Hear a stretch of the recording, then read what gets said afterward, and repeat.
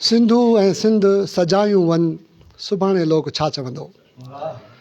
सिंधु ऐं सिंध सजायूं वन सुभाणे लोक छा चवंदो।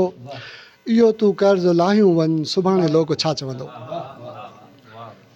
सिंधु ऐं सिंध सजायूं वन सुभाणे लोक छा चवंदो।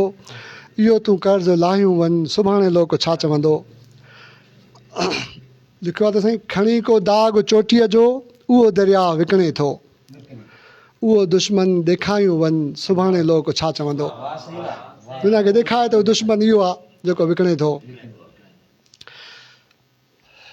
हिकिड़ी तशबीह आहे त साईं, यज़ीदनि जा ॿचा ॿीहर वरी पाणीअ ते पहिरो ॾियनि, हुसैनी सिर कटायूं वन सुभाणे लोक छा चवंदो।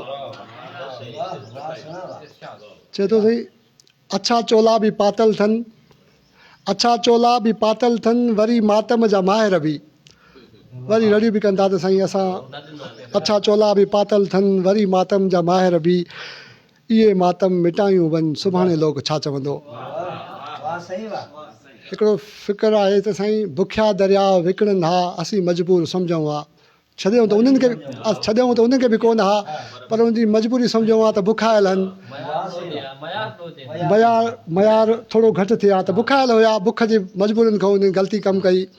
चए थो बुखिया दरिया विकिणनि हा, असीं मजबूर सम्झूं हा, हेरायल ही भॼायूं वन सुभाणे लोक छा चवंदो।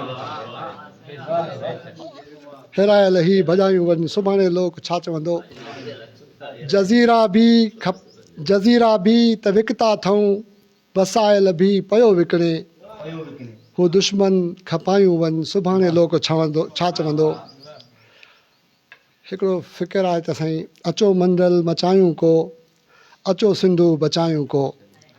अचो मंडल मचायूं को, अचो सिंधु बचायूं को, ॿचा बुखिया खिलायूं वन सुभाणे लोक छा चवंदो।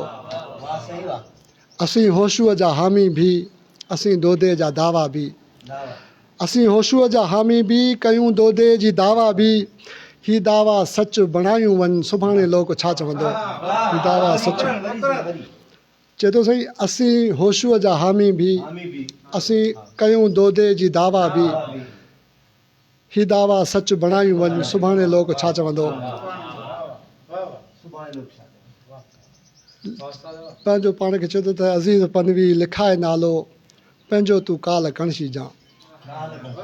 अज़ीज़ पनवी लिखाए नालो, पंहिंजो तूं काल कणशी जा, कोई कतरो वसायूं वन सुभाणे लोक छा चवंदो।